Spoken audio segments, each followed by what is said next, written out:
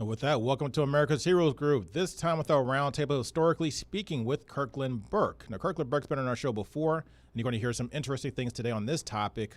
Saturday, July 22nd, 2023 is today. July is American Diabetes and National Minority Mental Health Awareness Month.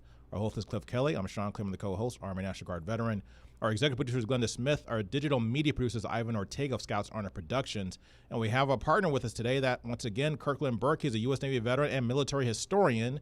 We're going to talk about the GI Bill Foundation. Many of us heard of the GI Bill, but not the GI Bill Foundation. What is it and why was it created? How are you doing today, Kirkland Burke? Oh, I'm enjoying one of the best days of my life, and I hope you do the same.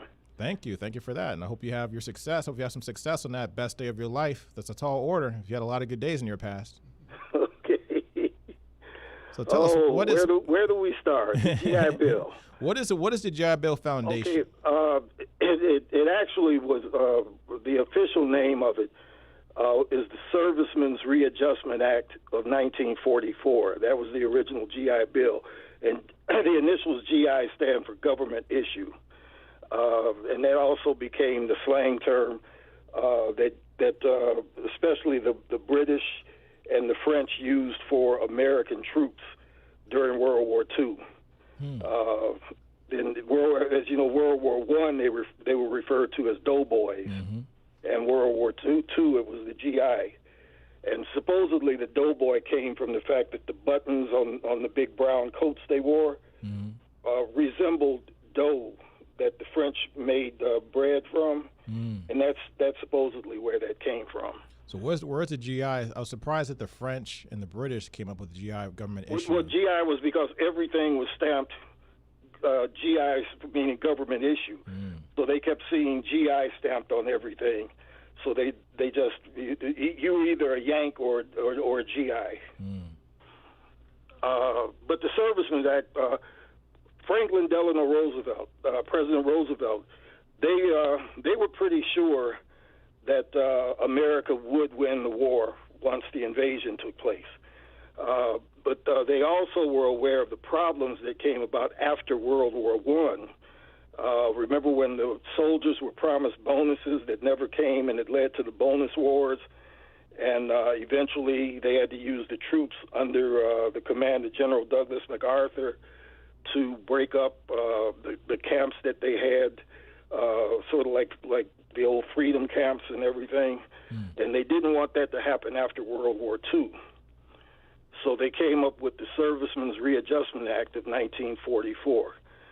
And basically what it would do, it would get you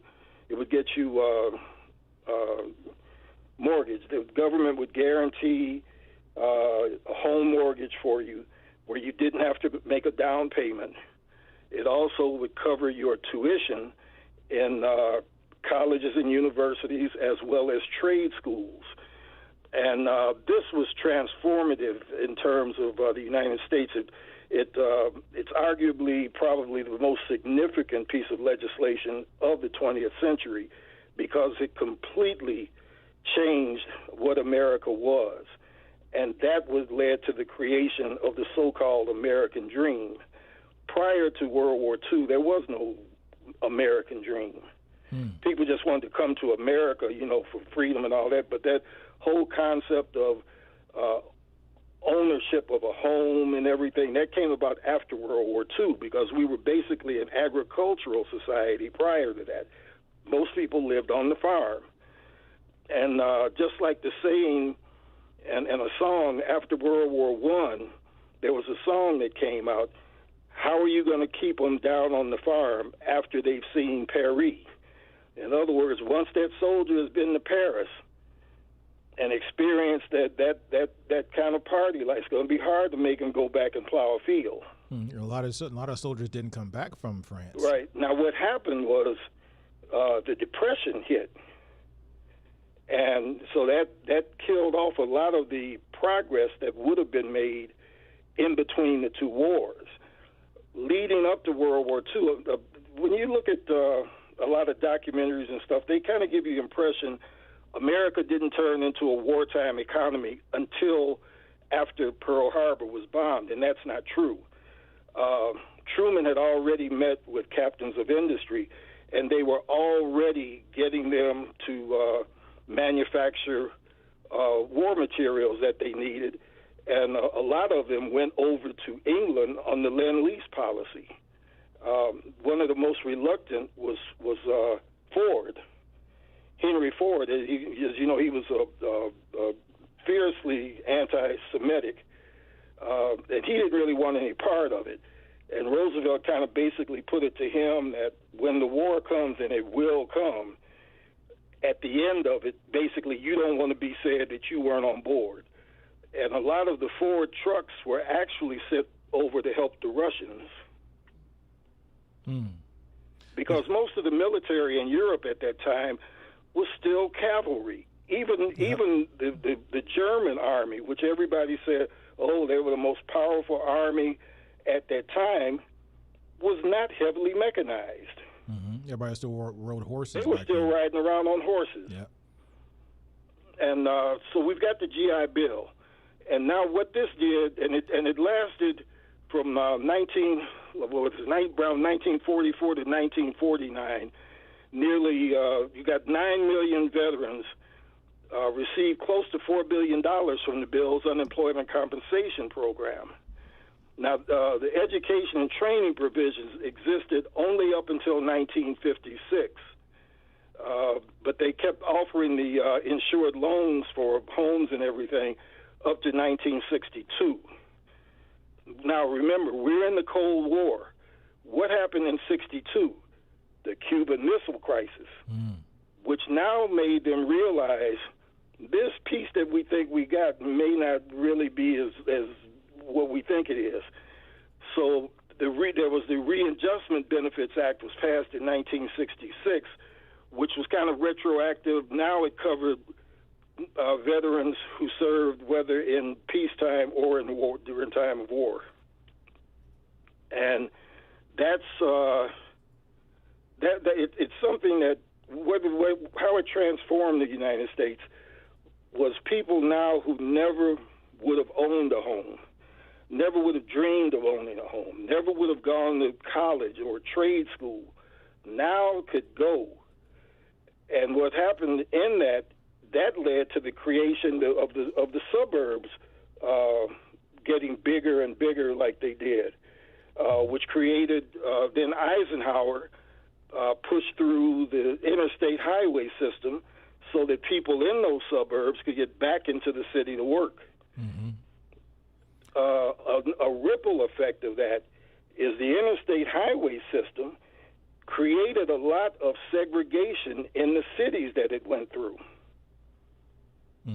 Cutting off neighborhoods, even cutting off neighborhoods of the same ethnic group. I remember when I was in college, I took a history class, and there was one of the students that did a report, and one of the things he brought up, and it was actually an original document, a memo from the city of Chicago leadership at that time, from City Hall, that talked about how I-94, which we know of today as the Dan Ryan, was actually used to divide the city, so that it would keep blacks on one side of I-94 and whites and more affluent on the other side of I-94. So essentially, it was a wall to kind of divide the city and kind of provoke segregation. And that was kind of actually by necessity. The interstate highway system, the roads that go east-west are even number. The north-south interstates are odd number. But in Chicago, going through Chicago, you got 94 going north and south. The reason for that is it couldn't go across Lake Michigan. So 94 has to go down to the southern end of Lake Michigan and then come back up, and it doesn't split to go back east-west again until you get right outside of Milwaukee. But let's get back to the GI Bill. So one question I have about the GI Bill. So you might have heard of the Veterans History Project that talks about how oftentimes a lot of the benefits weren't always open to all veterans who served, and particularly the GI Bill and a lot of the home loan guarantee programs that were available at the time. So talk about that if you can, a little bit about the history of how African Americans what you would do is apply it with the VA, and they would give you what's called a certificate of eligibility. Mm-hmm. And that you would take to the bank, or you would take it to the educational institution that you wanted to go to, and that was all you needed. Now, remember, with this, they not only paid your tuition, you also got a monthly stipend with that. So you really were being paid to go to school. Your mortgage, you didn't need a down payment. But here's what happened to the black veterans. When they went to the banks would not give them a mortgage.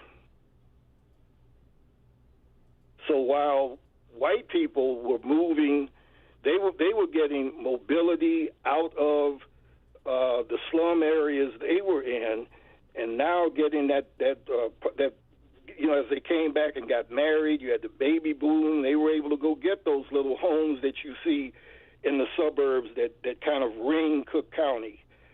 But the black veteran was not able to get a mortgage.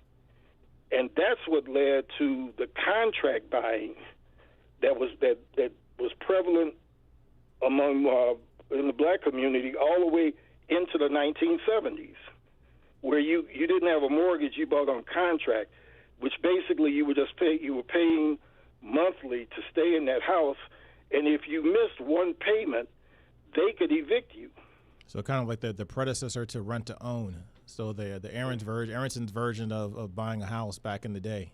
Right. If you in Chicago, all those homes you see on 95th Street over there, like between Halsted and going over to Cottage Grove, that whole area over there, Lilydale, and all that, those homes were basically bought on contract. And they would not give you a mortgage. And it was interesting because we actually had Steffi Collada did some research on this topic as well. And we've had some guests on our show that talked about how their grandparents couldn't even get a certificate of eligibility. We call that a NOBI today, Notice of Basic Eligibility today, a NOBI. But back in the day, just to get a regular certificate that should show that you could get this benefit, the VA system didn't even give that to African Americans at large. A lot of times they didn't even get their notice to even bring to the bank. Then it wasn't even explained to a lot of them. Mm. When you get separated from active duty, you're supposed to have what you would basically call like an exit interview. Mm-hmm, right. And it's supposed to be like in the Navy, the guy, the ship's morale guy, he's basically going to try and talk you into re-enlisting. If you don't, then they tell you about all of the benefits you have as a veteran and everything. They don't always tell the black sailors and soldiers that. And a lot of them had no idea they could come out and even apply for a certificate. They didn't even know what a certificate of eligibility was. Most of them, to this day, from the Vietnam era, when you ask them, have you got, they'll say that, well, a lot of problems they have, whether it's homelessness, medical, or whatever. And you say, and now they don't have health insurance. You say, well, did you go to the VA? And they say, oh, no, man, I don't want nothing to do with that. But then we've had a lot of guys on our show that actually did try to go to the VA and get their benefits and were denied. They were given the runaround. Yeah, and then also we had the problem during the Vietnam era of guys that had bad paper discharges, who were unjustly given those discharges. Guys who on Monday were in the bush, and Wednesday they were back in San Francisco, and some shave-tailed lieutenant came up giving them some flack, and next thing you know, they're court-martialed and out. Mm. But because they couldn't get the mortgages, it stifled generational wealth. Yes, a lot of the World War II soldiers didn't have a home to leave for their children. They didn't get the educational opportunities, especially if you were in the South. Even if you had a certificate of eligibility, you couldn't go to Ole Miss with it. Mm-hmm. And the HBUCs could only take so many students, mm-hmm. and some of them had problems even using them there, because some of those schools are state schools. What was the problem with being a state school? Well, the state school means that they're still under the auspices of the power structure that could limit how many students they allow in there with that certificate of eligibility. Wow. Wow. So I think about that today. Like, imagine if all of those GI, if all the African Americans and million people that served during World War II that were African American, if they were able to use things like the GI Bill or the Home Loan Guarantee Program to actually buy houses, to invest in their communities, go to black banks and actually have a guaranteed loan by the government in a black bank, or go to a historically black college, HBCU, imagine how different things would be today.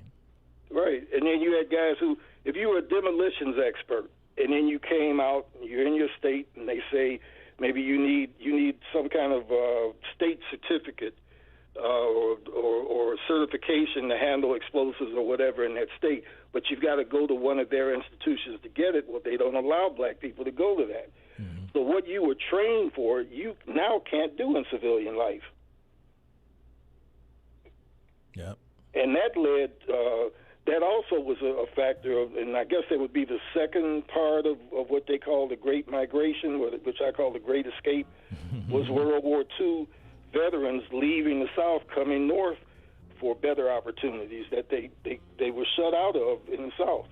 Let me ask you this. We have about a minute left. For you personally, what was your experience coming out of the Navy, and what era did you come out of? I am a full recipient of the educational benefits of the GI Bill. I went to Chicago State on the GI Bill under a program that was called Veterans in Public Service that Lyndon Johnson initiated.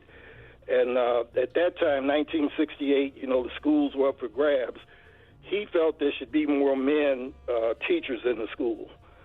So that program was set up to get male veterans, teaching in the public school systems.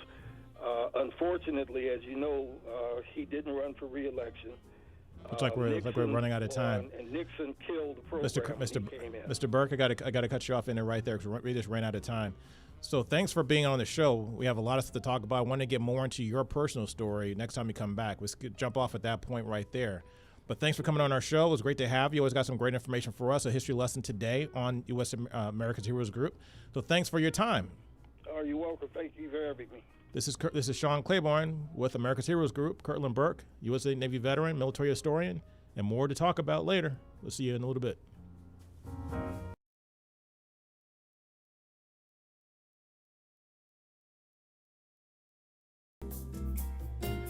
Welcome back to America's Heroes Group, this time with our roundtable with a new name you may not be familiar with called All Rise. Today is Saturday, July 22nd, 2023. July is American Diabetes and National Minority Mental Health Awareness Month. Our host is Kelley.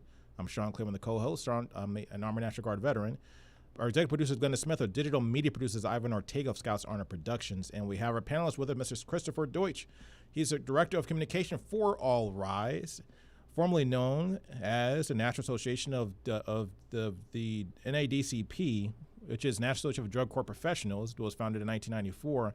Before we get into this discussion, we have a couple of audio clips we're going to play, and a message brought to you by Charlie Sheen, none other than.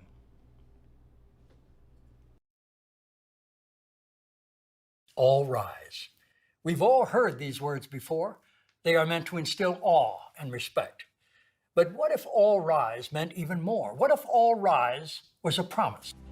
A promise that all people will be treated with dignity and humanity by a system where accountability and compassion coexist. A system that measures success by the number of lives saved, families reunited, and communities made safer. While this may sound aspirational, this is who we have always been and who we will always be. We were the first to open courtroom doors to treatment providers and create new pathways to recovery. Together, we have built a network of more than 4,000 treatment courts and have helped save more than 1.5 million lives. Together, we transformed how we responded to veterans when they struggled at home. And together, we stepped up to address fatal overdoses by prioritizing rapid referrals to care. Now, We must lead a broader effort to ensure everyone has access to treatment and restoration, no matter where in the system they may find themselves. While treatment courts will always be our foundation, we are expanding that promise of ours. From this day forward, we are all rise. All rise is all of us together doing difficult work and blazing a trail of innovation that is transforming our justice system and saving lives.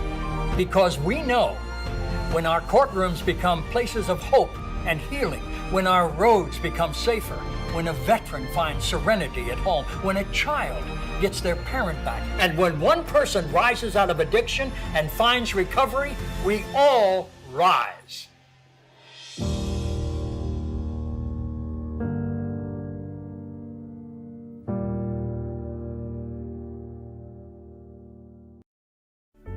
Over a weekend in May 1994, a small group of justice system leaders from across the country huddled in a hotel conference room in Alexandria, Virginia, to discuss the drug court experiment.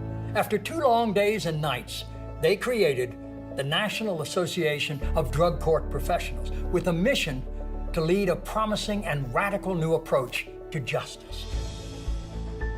From these humble beginnings, who could have imagined that nearly 30 years later, this organization would have trained more than 800,000 public health and public safety professionals from all 50 states and 22 countries around the world? It was you who led the way. You combined compassion with accountability. When some feared the system was hopelessly broken, it was you who had the courage to innovate and adapt. And when many doubted the court's role in public health, you proved that this approach can save lives, reunite families, and uplift communities. All Rise is a reflection of the work we do together and a continuation of the vision of reform upon which we were founded. Going forward, we will continue to impact every intercept point from first contact with law enforcement to pretrial to probation to reentry. The Treatment Court Institute, Impaired Driving Solutions, and Justice for Vets will continue to provide you with the research support and training that you've come to expect, and to serve as an incubator for emerging local and international justice system innovations. We are launching a 4th division, the Center for Advancing Justice. So what this means for you is more robust training, better access to data and research, new programs for partnerships, and new pathways to drive justice innovation. That same spark that created this movement nearly 30 years ago still burns bright today. The challenges we have overcome are significant. The challenges we face are vast. But we all understand the urgency with which we must act. We will not stop until communities everywhere recognize that true justice is served when people with substance use and mental health disorders have access to effective treatment and thriving recovery. And when we do this together, we all rise.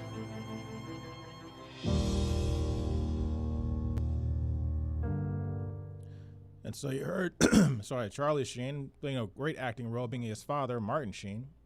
Actually, that was Martin Sheen. So we have Martin Sheen that did 2 great promos for you, Christopher, and I appreciate you bringing that to us today because there's a rebranding going on from the National Association of Drug Court Professionals to All Rise. What brought that about, and how did you bring that messaging and branding to the forefront? Yeah, thanks so much, and it's so wonderful to be back with you all. Love the work you're doing, and it's an honor to be here with you. You know, as the video said, in 1994, a group of real pioneer justice leaders came together. They created an organization called the National Association of Drug Court Professionals, long name known as NADCP. And this group, this organization was highly successful for 30 years, training communities on how to better serve individuals with substance use and mental health disorders. And we saw the treatment court movement grow and grow and grow to the point where we're now at 4,000 treatment courts nationwide.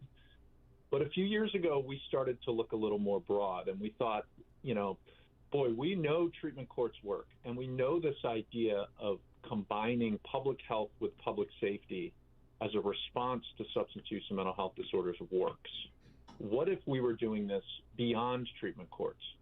As Martin Sheen said, what if we were doing this at first contact with law enforcement, or when folks are re-entering their communities after being incarcerated? How can we more robustly serve these individuals?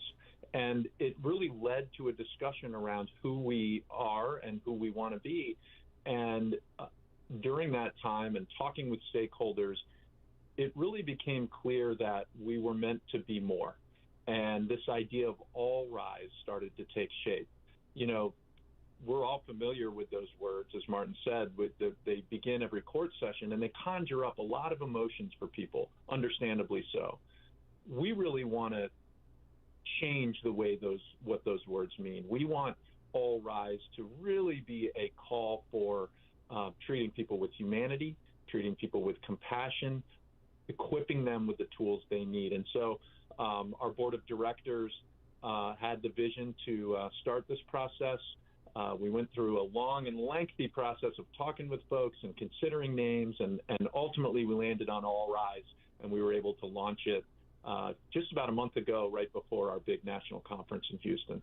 So I saw Martin Sheen in the video. So I thought it was Charlie Sheen who was going to be on, but it was Martin Sheen. So my apologies, everybody. But how did you land that spokesperson? And it looks like he's very passionate, because I saw a clip with him actually giving testimony. Yes, yeah, that's right. Martin Sheen has been a real social justice champion for many, many, many years, going back way before treatment courts were around. But in the very early days, when this was just a fledgling experimental program, Martin Sheen was one of the first sort of public figures to embrace it. He was out in California. He knew a judge in Pennsylvania who was doing great work, and he had a sensitivity to these issues, and he really felt like it was time the justice system evolved to a place where people could get help. It could not only be punishment. That can't be the only answer we have every time someone comes before the courts.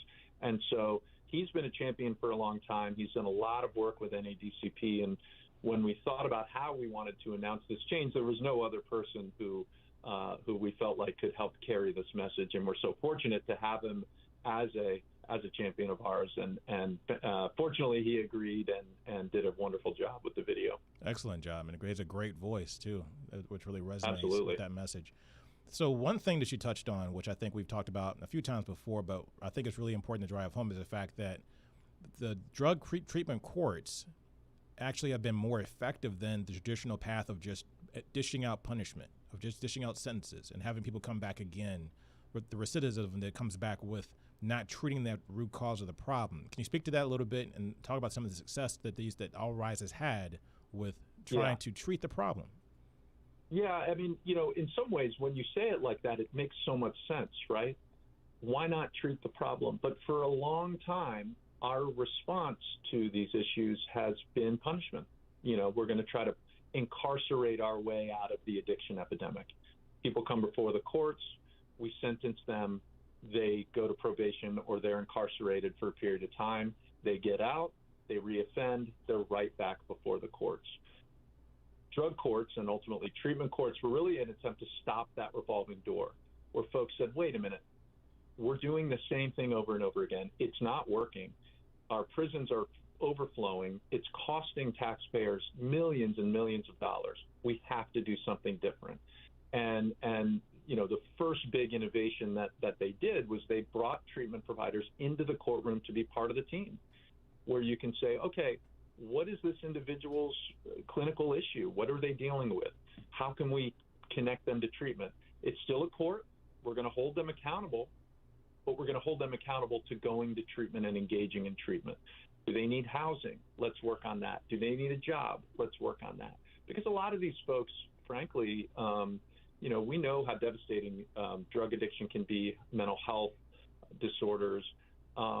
These are folks who would not necessarily ordinarily be out there committing crimes.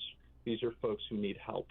And what treatment courts have shown is if you connect them to those resources and you hold them accountable while also providing them with compassion that they can turn their lives around and become productive members of the community and never come back into contact with the courts. And so that's what treatment courts have done. And that is what really led us to say, if it works with the population treatment courts serve, why can this not work with other populations? Why can we not be doing this at pretrial or parole? And that's really what led All Rise to take this broader view and this broader approach. And I like the idea that even in the videos that Martin Sheen talked about, we all rise, he said at the end, because when you treat that offender, the person becomes a non-offender, the community at the end benefits from that, because that's a one less person that they have to worry about that's going to either commit a crime or cause a problem in the community or cause even fear in the community. That's one less deterrent, or one less problem that's actually now a positive, because that person's a productive person in society.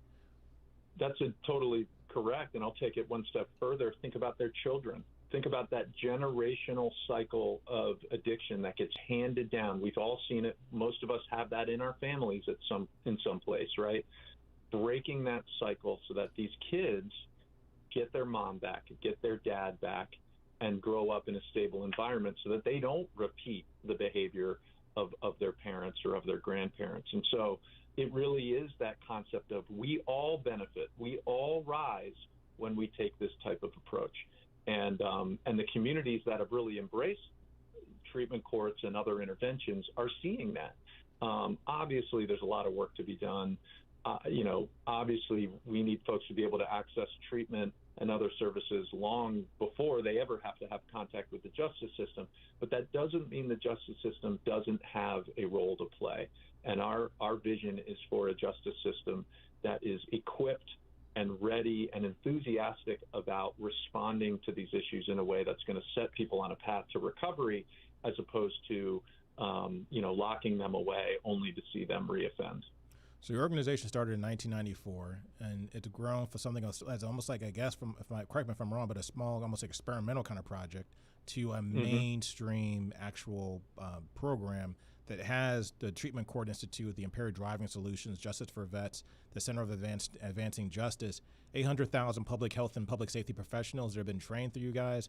Also, a number of treatment courts in the United States that have grown to more than 4,000 across the country, and about 1.5 million people who have been able to access treatment through All Rise. Where do you want to see All Rise grow to, and how do you get there? How do you grow this program where it affects more, touches more parts of the court system? Yeah, that's such a great question, because there's been a lot of success out there, and it hasn't all been All Rise / NADCP, right? Communities. This has been really community led at the state level. Lots of state investment, lots of federal investment, lots of federal champions. But in some ways, we feel like we're just getting started, right? We're just scratching the surface. I mean, we all know the opioid epidemic that's going on right now, the fentanyl crisis. We know certain populations, veterans, for example, continue to struggle out there. So we see a lot of work ahead.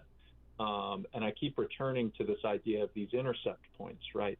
Every time someone has a contact with the justice system, whether it's being pulled over by law enforcement or their first court date or their parole hearing, a visit from a probation officer, each one of those is an intercept point, and it's an opportunity. It's an opportunity for the system to divert that person to a path in which they are going to be helped and healthier.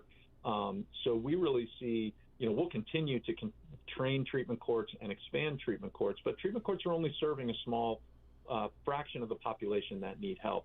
There's some research out there that suggests 85% of the folks who are currently involved in the justice system have a substance use disorder or a mental health disorder. Well, treatment courts aren't able, nor should they, reach all of those folks because they serve a very specific population.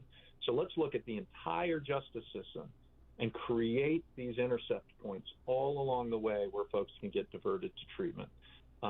That's really the vision. And so, we don't hang our hat on what we've accomplished over the last 30 years. We're really looking at the next 30 years and what can be done.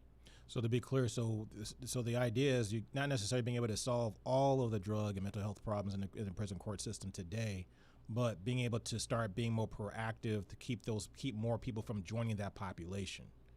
Is that right? Yeah, I think it's a combination of both, Okay. right? There's the prevention piece, right? We need, we strongly believe on the front end solutions, right? Every person in this country should have access to treatment, quality, affordable treatment if they need it. You shouldn't have to get in trouble with the law to get yourself in a drug court and then get the help you need.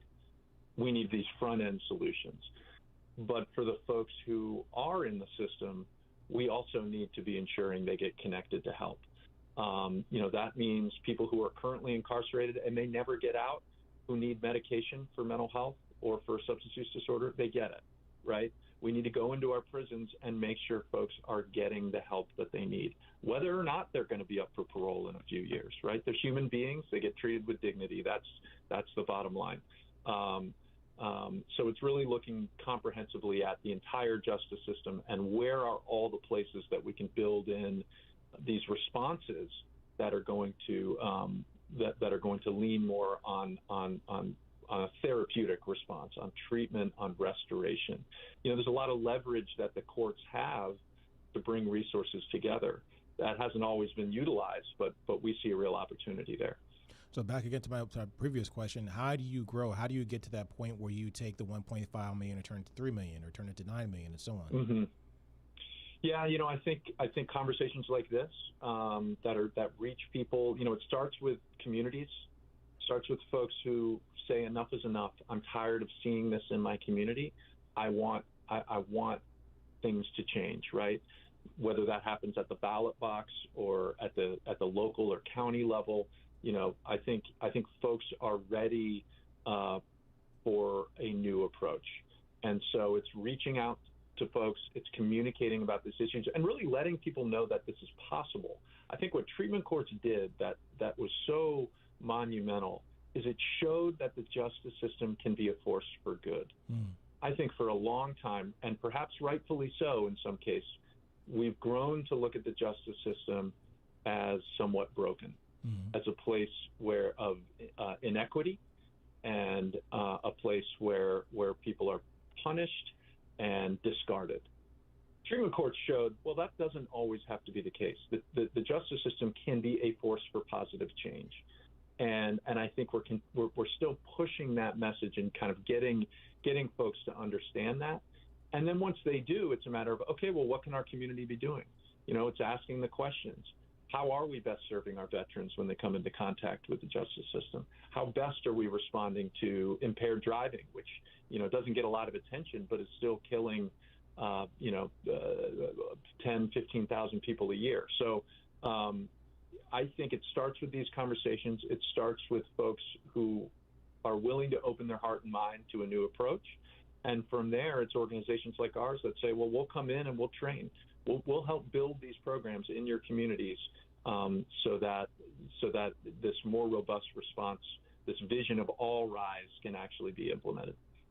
So tell me, what is been your main recipe for success in the past? So growing this and getting the word out is something that's really, really important because, as you mentioned, people look at court and the court system as the gateway to the gulag. They don't look at it as some kind of way of treatment or trying to change or improve your life in any kind of way. They see it as all bad.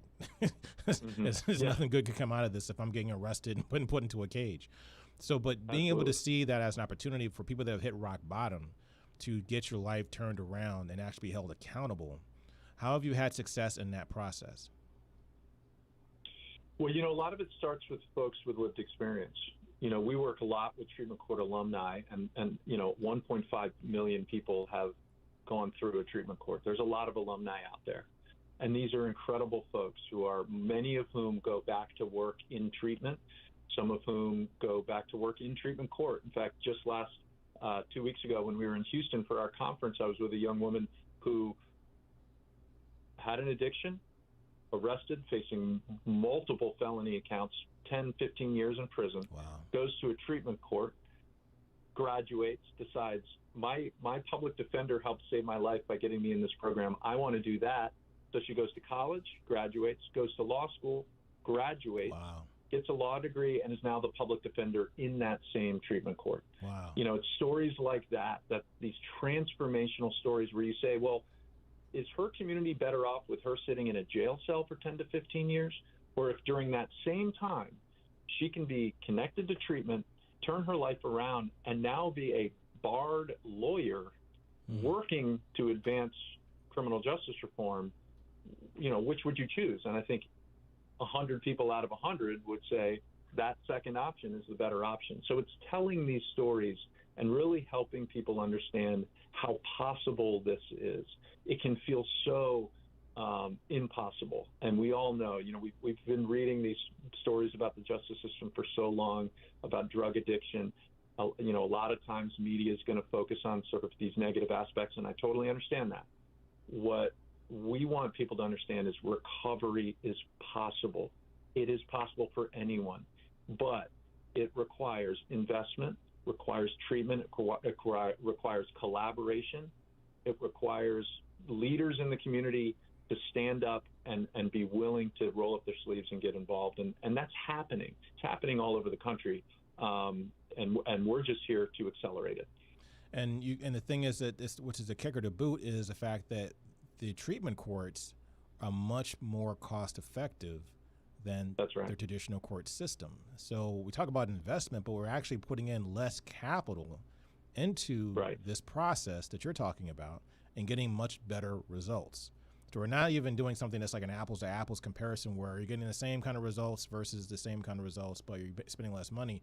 You're getting, multiple fold, 7 times better results on average from what I've read, about 7 times better results with a fraction, maybe a tenth of the expense.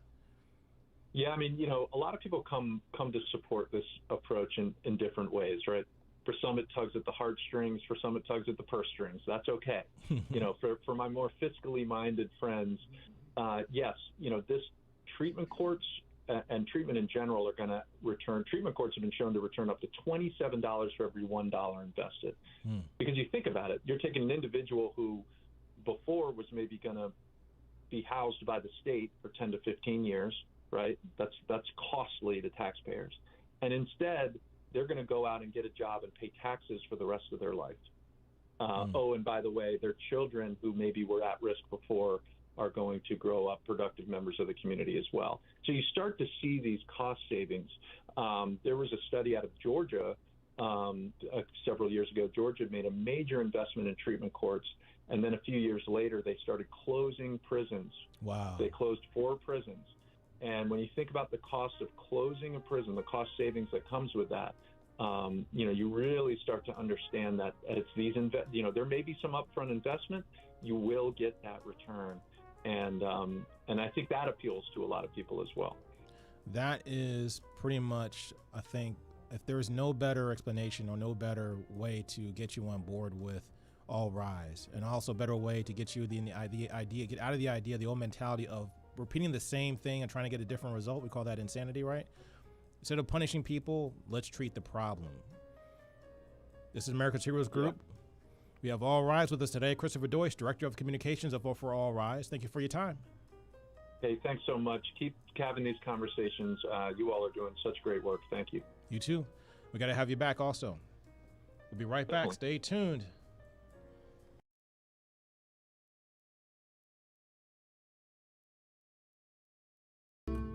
Welcome back to America's Heroes Group. This time with our roundtable on our community outreach with our partner, Katz, Milanec. Today is Saturday, July 22nd, 2023. July is American Diabetes and National Minority Mental Health Awareness Month. Our host is Cliff Kelley. I'm Sean Claiborne, the co-host, Army National Guard veteran. Our executive producer is Glenda Smith. Our digital media producer is Ivan Ortega of Scouts Honor Productions. And we have our partner with us, David Milanec. He's a CPA and president and founder of Katz Milanec Incorporated and a military family member. We're going to talk about some things that we have that's going to be important to you. So listen up and take notes. Rewind if you have to. If you look to us on YouTube or seen us on a Facebook, rewind. How are you doing today, David? Hi, Sean. Doing great today. So what do you have for us today? So what's going on in the tax world, and what can we do to save some money on taxes? I know that's always something that's really important, particularly for business owners, for high net worth individuals, people of all economic levels when you think about it. Exactly. So, actually, I wanted to tell your audience a little bit of a story of. I know I've been on here several times, and I've talked about how a lot of people don't even realize they're a business, right? Mm-hmm. Well, I just had an example of that in my office recently. I had a person who called me, and they were in a panic. Oh my God, I'm going to owe the IRS $47,000. I don't know what to do. Please help me. So first off, I say, okay, well, let's just relax. Everything will be okay. Let me take a look at what you have. We looked into her situation. We looked at her bank statements, which she was using her personal bank statements, but we got that fixed for her. We got her into a S corporation. So going forward, no matter how much money she makes, she's not going to be hit with the self-employment tax like she had been on the previous returns. But then we actually did her books, and she was scared because she didn't know how to take proper deductions against her income, because she was making, $150,000, but she had expenses on that $150,000. For example, one of the biggest expenses for a lot of the gig economy people, Uber, for example. Uber will take out 25% of everything you make, but they're going to report everything you make on that 1099 to you. So if you make $80,000, Uber took $20,000 before they gave you a penny. And those are for fees for what? What are they taking money out of your pay for if you're a gig employee? Because they're the facilitator that matches the ride provider with the person who wants to receive the ride. So that's just an automatic, that's their cut, basically. Mm-hmm. So and you can write that off? Whole they write their cut off? Wow. Yeah, absolutely, 100%. And not a lot of people know that. And that right there that can save an Uber driver $10,000 on their taxes. Wow. Depending on how much they made, of course. But I bet you almost every Uber person, every rideshare person who does this for a living does not know this, because that's something that's so counterintuitive. A lot of these people with the gig economy stuff don't know, but yeah, they absolutely take a cut, but they report the full amount to you. So anyway, with this person that I was helping, we were able to go through her bank statements, and we were able to come up with enough expenses. Remember, she was panicking about owing $47,000? Mm-hmm. We got her to a $4,000 refund. Wow. Yeah. And then she said, hey, can you look at, since you did so well with that, can you look at my prior year? So we took her prior year, did the same thing. We're going to get her another $40,000 back. So we got her almost $100,000 just by knowing how to do things properly. And that's why it's so important to have a good CPA in your corner, looking at, especially if you're a business owner. I recommend this for all business owners. Make sure you have a CPA in your corner, a good CPA in your corner that's working for you, helping you save money and taxes, because there's a lot of trap doors out there. And that's absolutely. I mean, we talked about a few of them right there. Mm-hmm. If you don't know that you can deduct that service fee, you're paying Uber's taxes for them, which I don't think anybody wants to do. If you don't know that you can deduct legitimate legal expenses, you're leaving a ton of money on the table.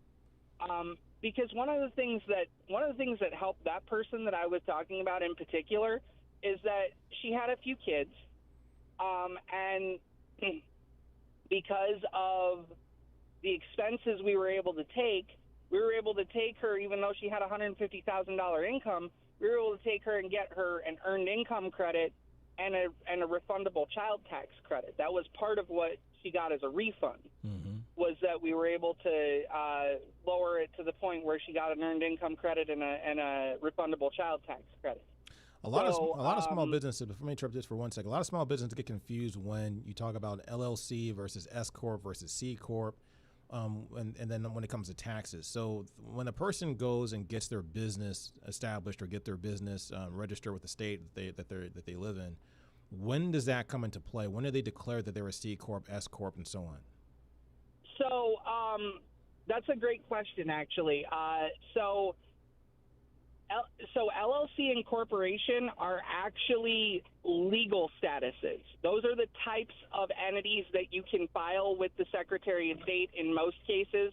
In Michigan, they have a weird one, but they have a different entity that handles it.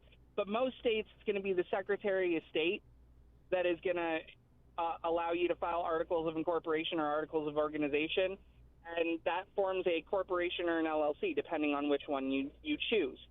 Now, the different tax statuses are S corporation, C corporation, partnership, and sole proprietorship. You'll notice I didn't mention LLC in there. Mm-hmm. That's because LLC is a disregarded entity for tax purposes. So if you start an LLC and you don't make any sort of election, you've given yourself this exact same tax status as you had previously. So whether you start an LLC or incorporate, though, either one of those is eligible to elect to be taxed as an S corporation, which is a small business corporation. And that's really the best of all worlds when it comes to taxation for businesses, because it's treated as a pass-through entity, meaning there's not a corporate level tax, and you don't get hit on the personal return with self-employment tax, which is huge because that's 15.3% of whatever you make. So if you report a profit of $50,000, that's an extra $7,000 in taxes you have to pay, unless you make that S corporation election, in which case you save that $7,000. And I think a lot of people make that common mistake as business owners because they file their paperwork, they file their articles of incorporation or their articles of organization, and then they become a business, but then they're paying taxes on their personal side and they're paying taxes on their corporate side. Yeah, absolutely. So that'll happen whether if you incorporate and then you don't file that S corporation election, you then are a C corporation for tax purposes, and you're going to get hit with the corporate level tax. Now, if you're smart, once you take money out and take it, you can take it as dividends, and that's going to give you a lower tax rate on the personal side, but you're still getting hit with that 21% corporate tax rate at a bare minimum. And if you get enough dividends, you're getting hit with a 20% qualified capital gains rate. You're basically right back at 37%, which is the top tax rate between the two. Wow. Now, a lot of people are doing cryptocurrency, and they're concerned about how tax is going to affect that. Has any changes occurred yet? We've had people on our show talk about cryptocurrencies and some of the proposed changes to the laws and how our tax is going to go. What's the tax like on cryptocurrency? If you're investing in cryptocurrency, what do people need to know? Okay, so the way that cryptocurrency works, it works exactly the same way. Let's say you went and bought a stock of Amazon, right? A share of Amazon. And then you sold that share of Amazon. You would then, if you bought it for $1,000, sold it for $1,200, you would pay capital gains tax of $200, right?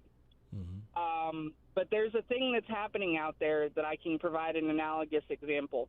So let's say you bought a stock of Amazon for $1,000 and then traded it for a stock of Google, and then traded it for a stock of Apple, and then traded it for a stock of Disney, and then sold the Disney stock for $1,200.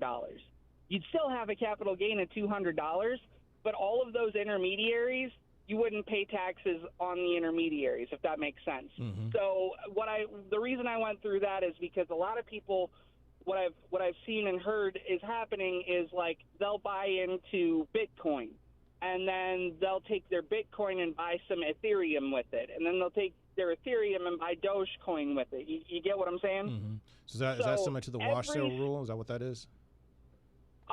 No, what we're talking about is every in between where we're not getting dollars.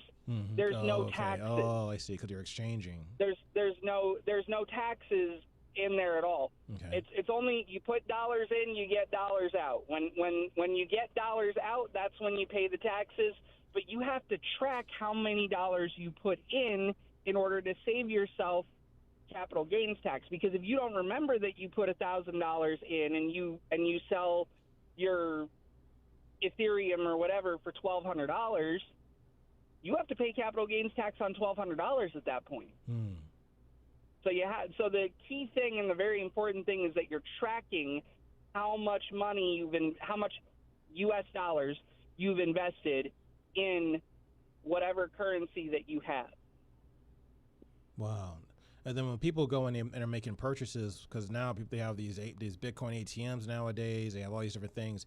So people need to be wary of when they're converting their cryptocurrency into cash, because they might be triggering taxable events and not realizing it.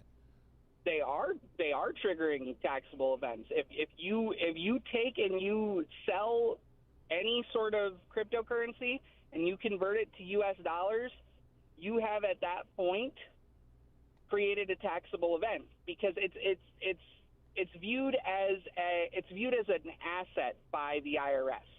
That's the way it's viewed right now. I'm not 100% sure about what the tax law changes that are going on right now, but I know for a fact that it is currently viewed as an asset in the same way that a house is viewed as an asset, in the same way that a share of stock is viewed as an asset.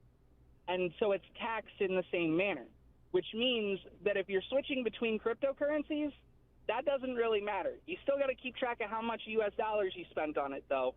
But when you switch it back out to U.S. dollars, that's when the taxable event occurs. So how do people get a hold of you, and how do they track your website? What's your website address, things like that? Yeah, you can contact us at our website at katzmilanec.com, KATZMILANEC.com. You can call us at our office at 708-914-8220. Again, that's 708-914-8220. Or you can reach out to us through the website. We do have a contact us page on there. We usually get back to you within 24 to 48 hours. Because people are going to have a lot of questions about, what they're doing. Just to be on, I always recommend make sure that you go and get some advice from a licensed CPA who understands taxes. A lot of people get their tax advice from sources that are not specialized in tax preparation. Tax preparation is a very specialized niche, and you have to get the right person to do that kind of recommendation. So when we talk about real estate now, let's move on to real estate. So what are the rules? People sometimes are concerned, particularly if they've lived in a house for a very long time and they sell a house. And we just had this crazy real estate market that's kind of changing a little bit. We had prices that were going through the roof this a year ago. Now those prices are kind of stabilizing, but now people are underwater because they spent all this extra money to buy these houses. And you have people that have sold houses in the past, and they might have, we talked about capital gains, cost basis and capital gains. Walk us through that process. What tax liabilities could you have when you sell property, either in the short term or the long term? Okay, so let's start with what you talked about, the people who lived in their house for a long time and then they decide to sell it. In most cases, there's quite a bit of good news there, because you've got a capital gain exclusion that applies if you are selling your principal residence. Now, principal residence, as defined by the IRS, is a home that you've lived in at least 2 out of the last 5 years, and if you qualify for that, each individual on the return gets a $250,000 capital gain exclusion. Meaning, if it's a married filing joint return and both spouses qualify for it, there's a $500,000 capital gain exclusion. So if you're someone who's just selling their primary residence and you haven't bought a house in a long time, that's probably the biggest benefit that you have. In terms of selling in the short term, I don't advise it unless you really have no choice, because if you sell in under a year, you're subject to short-term capital gains rates as opposed to long-term capital gains rates, which means you're subject to ordinary income tax rates as opposed to the capital gains rates, which only go up to 20%, whereas ordinary rates go up to 37%. And then Does there this change was, if the business owns the property? Say an LLC owns the real estate, and they decided they want to get rid of the bunch of real estate. They've had it for 7 years. They don't get any homeowners exemptions because it's a business that owns the property. So how does that work? I mean, you're looking at capital gains rates, but honestly, if you're doing that kind of investing, what you would want to look at in terms of because if somebody's got properties and they're getting rid of them, it's likely that they're wanting to get rid of them to either consolidate their holdings and get a larger property, or do something with that cash that is going to involve another property. So one way to avoid capital gains tax, and I call it the biggest cheat code in the tax code, is Section 1031, because Section 1031 exchanges, you can sell a piece of property, and as long as you identify within 45 days another piece of property, and with it up to three, you have up to three you can identify, and then you have to close on one of those within 180 days. But if you do that, no matter what the amount of the sale was, you are not paying capital gains tax on. You pay no capital gains tax on that whatsoever. Wow.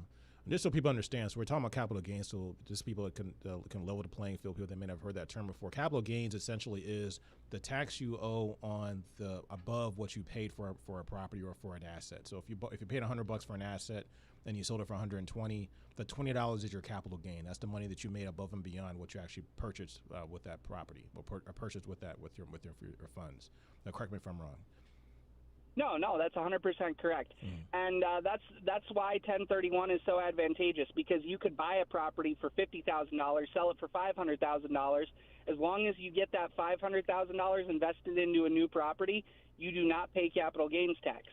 And you could keep doing that over and over and over again until you get to a skyscraper. A skyscraper.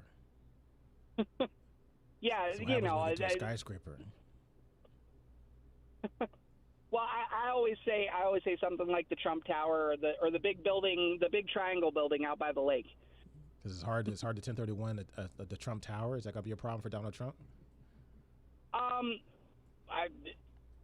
I think he's got other tax problems that he's going to have to deal with. So we'll leave that one alone. But yeah, so the thing is, at the end of the day, we want to make sure that we talk about this as well. So make sure that you get ahead of the curve when you're doing financial transactions out there in the real world. Make sure that you talk to a CPA so that way you're not trying to figure out how to eliminate taxes, but you're ahead of the curve and you're planning for the taxes. We don't really do tax planning as much as we should when we're doing business. Yeah, tax planning is huge. One last thing on the 1031s, and then I do want to talk about tax planning. If you're going to do a 1031, you need to get a hold of a qualified intermediary, which is someone who holds either the money or the property until the transaction is complete. Otherwise, your 1031 exchange is ruled invalid by the IRS. We can help to facilitate that. We do know qualified intermediaries. We can't be a qualified intermediary and help with the taxes. But if you need that, give us a call, 708-914-8220. Again, 708-914-8220. Now, regarding tax planning, actually, very important. We're out of time. We got to come back to that next time we come back. We have about 30 seconds left, and I got to close out this segment. David Milanec, CPA, president and founder of Katz Milanec Incorporated, and a military family member. Thanks for your time and all the information. You always a wealth of knowledge. And make sure if you have any questions about things you've heard about this topic, you can go back and look at our videos on YouTube and also on our Facebook page, even on our website, americashe.org. We have David giving a ton of wealth of information on these types of tax topics and future things. He'll be back on our show again in the future to talk about more things. We appreciate your time, David. Thanks, Sean. Always a pleasure. This is America's Heroes Group. We'll be right back. And welcome back to America's Heroes Group. This time our roundtable is called Partners with our Lieutenant Colonel Jennifer-Ruth Green, Battle Proven Leadership. Today is Saturday, July 22nd, 2023. July is American Diabetes and National Minority Mental Health Awareness Month. Our host is Cliff Kelley. I'm Sean Cleveland, the co-host. Our executive producer is Glenda Smith. Our digital media producer is Ivan Ortega, Scout on production. And, of course, Shakaya is in our studio today as our engineer. And we have a partner with us, Jennifer-Ruth Green. She's a lieutenant colonel in the Indiana Air National Guard, a graduate of the United States Air Force Academy. That's a big deal. A combat veteran of Iraqi Freedom and founder and CEO of Battle Proven Leadership.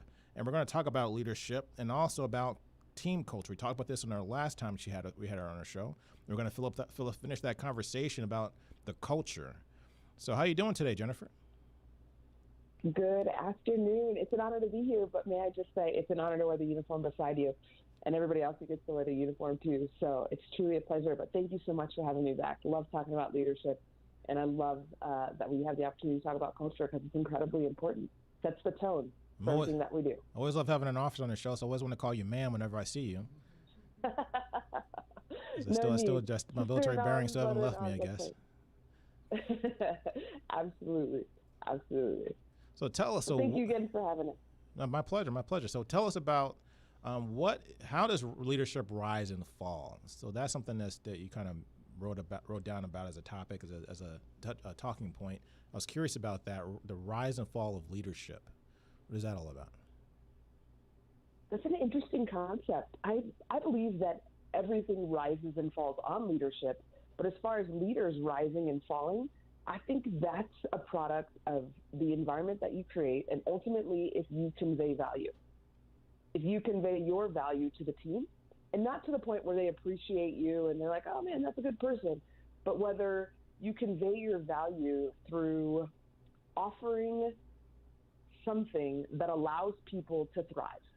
And if you can do that, then that will greatly assist you. But also part of that, and the largest part, which is what we focus on in Battle-Proven Leadership, is conveying others' value to them. And so when you help them see how invaluable they are, whether it's to the operation, whether it's to you personally, whether it's to the work, to the larger scale of what needs to be done, those are the things that people really resonate with and why they stay and why leaders continue to do well. So it's a cyclical, operation. When leaders thrive, then colleagues thrive, and when colleagues thrive, the company thrives, and when the company thrives, the leader thrives. And so amazing things happen when people are able to lead well and have an organization that is primed and ready to do everything that they can do to be their best. I thought that was timely. That phrase caught me because in today's climate, and we see it in politics, we're seeing it in corporate America, there is kind of a changing of the guard, it seems like, and kind of people kind of getting tired of the old things. And you mentioned because they don't see that the values being reflected in the leadership or the leadership reflecting their values. So we're in a period, I believe, of rising and falling leadership. New people coming up to the forefront and people that have been there for a while, maybe at the top, kind of fading away or handing over the guard, maybe not necessarily intentionally. So how do you build a cultural environment where that is possible, where you can kind of instill those values and make sure that people understand that you're on the same page with your values? Can I just quickly address the comments that you just made? I think that's something that is not talked about a lot. And the fact that different generations require different leadership. And I don't mean you have to revamp yourself. I don't mean that, the World War II generation is something that is better or worse than today's generation. But when we look at the differences between millennials and Gen Z and Gen X and Gen Y and all of those things, I find it interesting. There was a study and it talked about how at least once in every generation, going back as far as the early 1900s, there was a commentator that said, this next generation is the worst and they're never going to do anything. And I'm struggling with them and frustrated. And the author of the article opened up with that and said, hey, this is actually from 1910. This example from 1930. This example. And so they just kept going down the line, and everybody thinks that the generation behind them isn't going to be the generation to do the thing.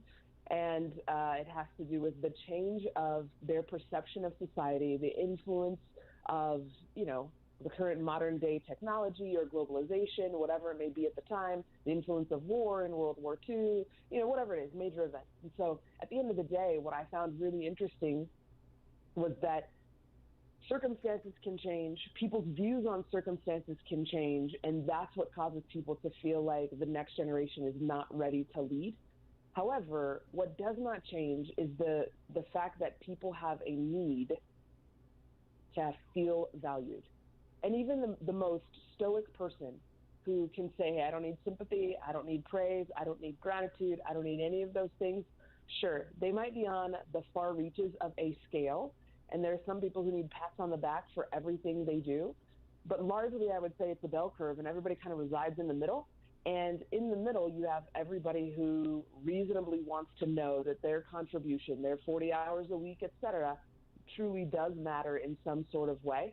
And so we as leaders, like, we can talk about the societal view of what we think this next generation is going to be capable of or not capable of. But an underlying foundational factor of humankind is the need to feel valued, respected, trusted, honored. And that's what we want to be able to convey to people as leaders, because that's transgenerational. And so I think your comments are definitely spot on and related well to that study. I appreciate that. Yeah. So the reason why I say that is because we're looking at this, they call it the summer of strikes this year. We also talk about, leadership at the top in our White House, from Congress and so on, and the back and forth and the ebbs and flows of that. And that is, we have an election coming up. All these different things, these tipping points that seem to be on the cusp of what's going on today. And it comes down at the end of the day to leadership. But what you mentioned, I think, is important, because at the end of what I got from that is, don't be so judgmental when you're looking at different generations, because everybody says the same thing. Oh, these guys don't know what they're doing. These young kids today, they're out of their mind. They can't do what we did back in the day. And we hear that over and over and over again. As an Iraqi combat veteran, how do you see this current generation? What do they value from your perspective today? So what do leaders need to be cognizant of when addressing what's going on in today's culture? That's so interesting, because I just wrote an op-ed about the cultural view of leadership for the next generation. And there's some things that I admittedly struggle with, and it comes from a societal perspective. And I specifically talked about the fact that the next generation anticipates that everybody is going to work around them. And one example I used, there was a comedian who said something, he said, I was at work and I was talking with someone who's significantly younger than me. And they said to me, just so you know, I have ADHD and I have anxiety. And this person said, oh, okay, so what are you doing about that? Anticipating an answer that would allow them to say, oh, well, I'm getting help, or I'm learning how to, methods to decompress. So perhaps if I need to leave the room, just so you're aware, something. But the person said, oh, nothing. I'm just telling you so you can work around me. Wow. And it was truly this thought process that this is the way I am, and you accept me as I am because I'm okay as I am. But I think that's a reflection of when you have young children who have been diagnosed, and truly, those are clear issues that people face. So I don't knock that by any stretch. But if there's not an intent to handle it, and we just say, it's okay, Johnny's just like that, and it just continues to be allowed, then we get into this situation when they're adults, and you have to be in a functioning environment, and you have to handle those things. You don't have the troubleshooting skills because people have not necessarily accepted, but allowed the behavior. So you can accept the fact that there is a diagnosis, but you have to actively be working to mitigate some of the consequences because you're responsible for how you conduct yourself. So that was one element, but one of the things that I do respect about the next generation coming behind is not only their tech savvy, but their willingness to have an ingenuity in a space where there is nothing that has been there. And I think a lot of times we revere, whether it's the scientists, the Nobel Prize winners, specifically with my generation, just turned 41. And so when I think about those things, I think about, oh, wow, we had 8 people that, walked on the moon, and we have people that are concerned about these things. But today, I just see the next generation, and they want to invent, and they want to find something new, and they want to figure out how to do things better. And granted, the ideas in and of themselves may not be of interest to me. It's like, let's find a better, faster, higher, powered way to make this video game more realistic. But at the end of the day, there's that creativity, there's that drive, there's that initiative, but it's integrated into having better, being faster, being stronger. And the methodologies may not be focused on warfare. They might not be focused on space exploration explicitly, but they're still contributing. And perhaps those technologies will be useful in, mass global, not necessarily comfort and rest and joy, but whether it's, defense or something like that. So I find that they provide great value. But I think another thing I'll just add very quickly, that we talk about this generation in quiet quitting and how they'll stay at work, provide minimum effort, and end up transitioning jobs. And so I think that this generation specifically has taught us that how you lead matters, because people will quit you. And if they don't feel that they're adding value, if they don't feel that you respect and value their talents, they will leave. And you look at the World War II generation, they consistently stayed in the same job for decades. Yep. My dad was a plumber per se. My dad was in the Air Force, but let's say somebody's dad was a plumber, and they just did that job. And that's what they did for 70 years. But this generation's like, I worked at Google, and then I took a sabbatical year, and I lived in a van, and then I transitioned, and I did this. And they'll just continue to transition until they find a spot that works. But the longevity isn't necessarily a goal, nor is it something to chase. It's the current day. Am I adding value? Am I happy? Am I feeling fulfilled? And they will leave. So you have to lead them differently because of the way that the world has impacted them. But one standard foundation, again, is how you treat them and how you convey value. And that's not going to change throughout generations. Do you think that we can definitely point to that? I agree with you 100% on that. And I also, to add to your first comment about the situation where a person wants you to work around their personality, whoever they are, I think it's important because as African Americans, we grew up having to, in a lot of ways, I'm not saying that you have to self-edit per se, but you have to figure out what works for you, because the world is not changing around you. So you have to figure out how you can work through that world. So instead of trying to make the world change, like there was, I remember a leadership class I took years ago, and the person said that usually good leaders, people that are successful, people that are survivors, usually learn how to survive in their environment, whatever the environment that they're in. They just figure out what they got to do to figure out what the rules are, figure out how things work, and they just go with that rather than just waiting for the rules to change to suit them. Okay, doesn't mean that you can't fight for justice or fight for civil rights or fight for things that are unjust or fight to change the system. But in order to survive, to get a chance to change the system, you first got to understand how to survive in the system. Then you can change the system. I think that's absolutely. And my dad always taught me about access and influence. That's what he called it. And he said, access is the opportunity to be in the room, and influence is the opportunity to say something and have somebody make adjustments based on your opinion. And he said, every day you are making deposits into your opportunities to have access and influence. And so if you don't read the room, then you will largely fail to be able to be successful. You can have all the opinions in the world, and if no one's able to listen to them because you're not telling them to the right people, you're just telling them to your friends at lunch, well, then you've got to figure out a way to infiltrate. And so he was very big on understanding that.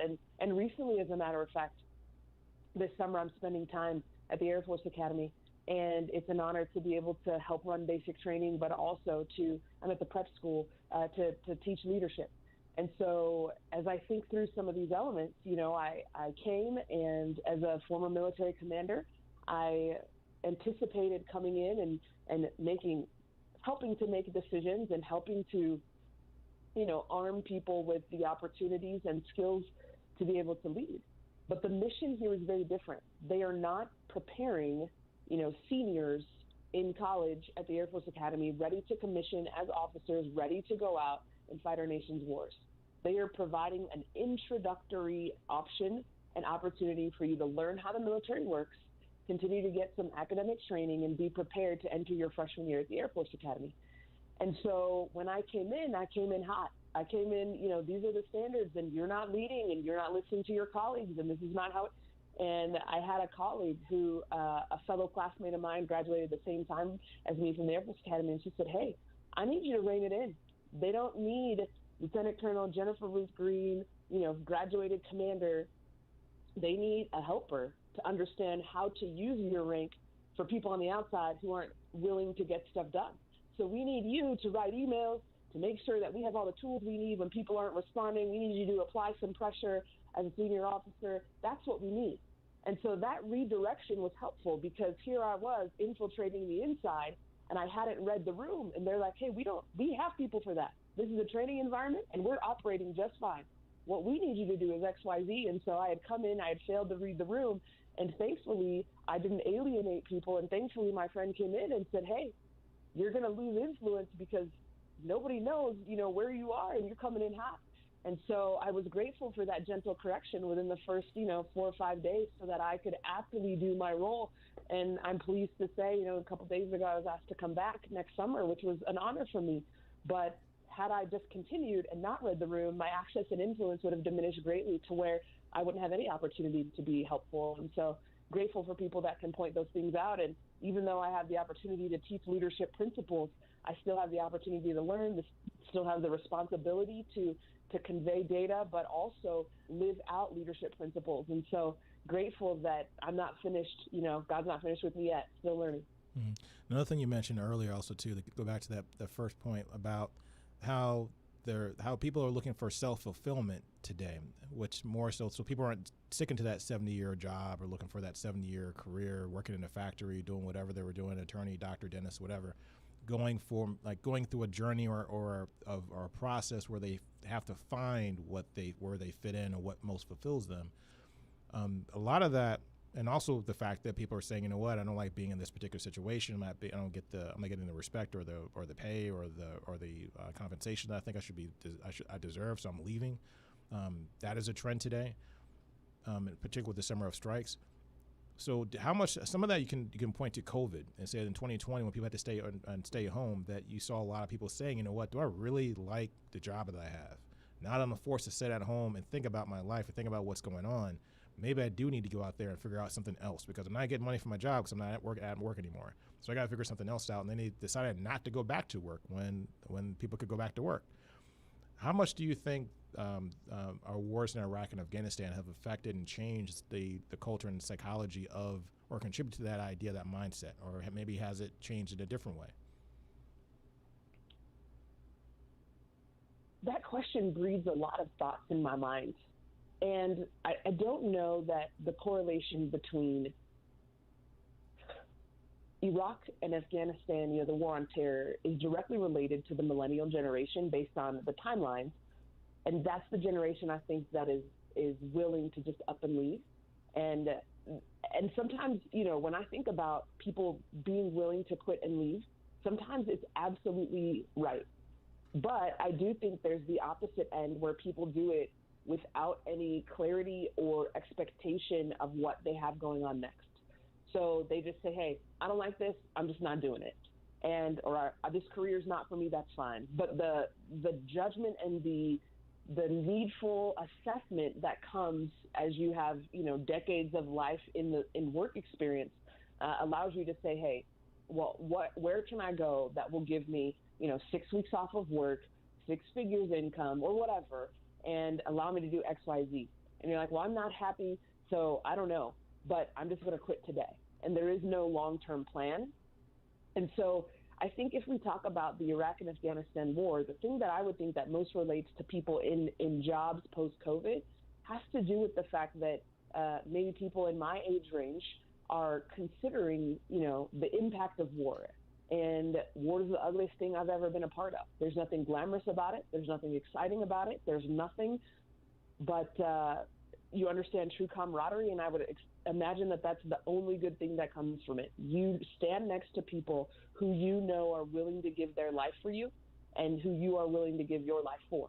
And other than that, though, you see the depravity of mankind on full display. And so when you come back and you have to execute the defense of the nation, that messes with you.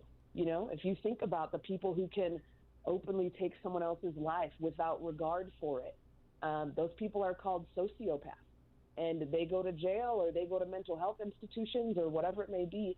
And so we as war fighters have to put ourselves in a headspace where we're comfortable with doing things that are uncomfortable, but then we have to come back and reintegrate into society. But the realities of warfare definitely mess with your head.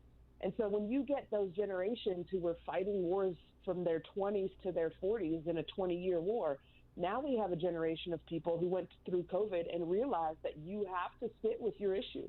And maybe you've deployed 4 or 5 times and you don't really know your spouse that well, or maybe you don't know your kids, maybe you don't know their school system, maybe you don't know what their lives are like.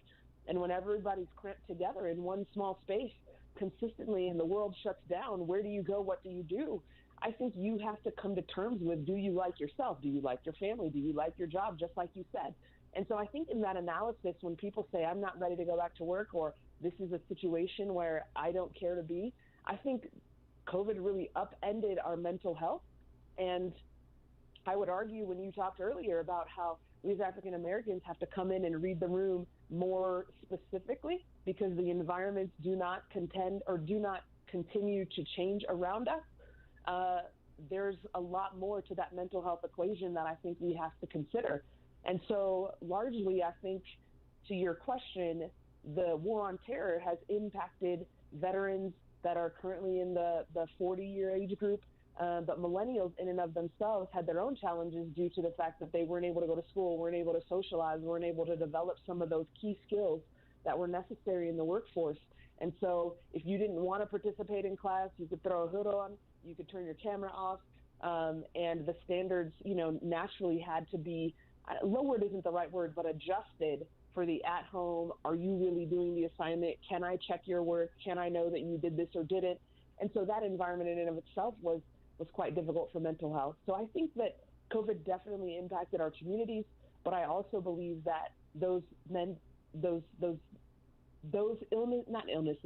impacts are clearly being transferred to the workforce in different ways.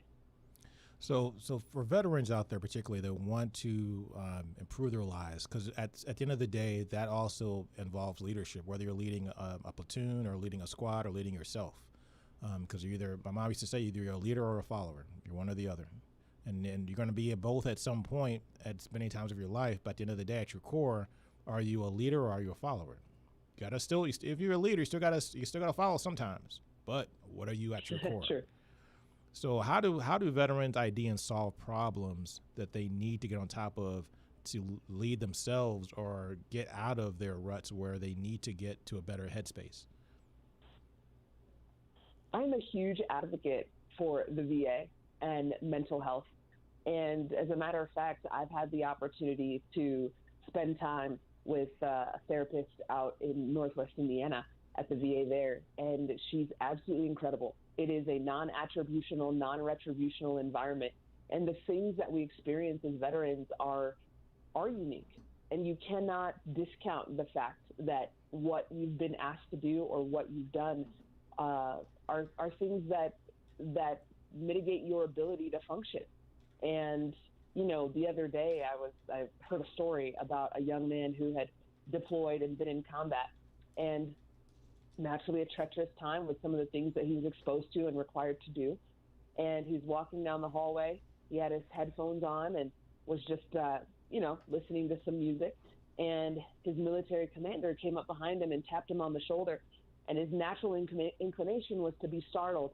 And he turned around and, swung, just because it was the natural inclination based on his post-traumatic stress disorder.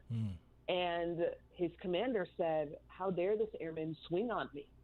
And, it started a whole discussion, thankfully, to say, hey, this is what has happened, and this is the situation that he's in, and there's nothing intentional about his conduct, but yet instead of persecuting, we should probably consider the best way to help him understand how to re-assimilate into an environment.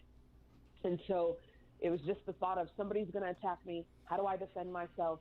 And that was the primary response. So I'm a huge advocate for mental health, because that can help you, whether it's the medication or whether you want to go a non-medication route. I'm a pilot, and so I want to make sure that my mind is free and clear, don't want to be drowsy, don't want to have the alterations. So there are different types of therapy that will allow you, cognitive-based therapy, which is what I did, which has really helped me to further some of my goals, but it helped me to assimilate, and it helped me to understand issues that I didn't know I had. I got to cut you off right there because we're running out of time. But I think you kind of touched on and answered the question, I think, very, very well, and kind of gave us an idea about, what it takes. We got to follow this up. We might need to do a part 3 and maybe even a part 4 on this conversation. Because, this is something that's really, I think, important, not just for corporate America and for government, but also for individuals as well. Thank you for your time. Once again, Jennifer-Ruth Green, Lieutenant Colonel of the Indiana Air National Guard. Thank you for your time again. Thank you. God bless. God bless. Wonderful, wonderful 4 programming shows today. Excuse me. Historically Speaking with Kirkland Burke. We have officially partnered with All Rise. I'm so excited. They are such a wonderful organization regarding veteran court and other things that's needed in terms of our society. Community outreach with David regarding taxes. That's always great. And Ruth, the Lieutenant General Ruth Green, she brought it. Leadership as always. Thank you all for listening to the show. To our technical producer, Lady Kaya, you keep a balance. The best digital media producer in the world, Ivan Ortega, Scouts Earning Production. Highly recommend him. Please Google. You will greatly appreciate his services. Sean, co-host, one of the best we have ever had. Okay, today's show is dedicated to World War II U.S. Army veteran and civil rights advocate Tony Bennett. In a moment of silence.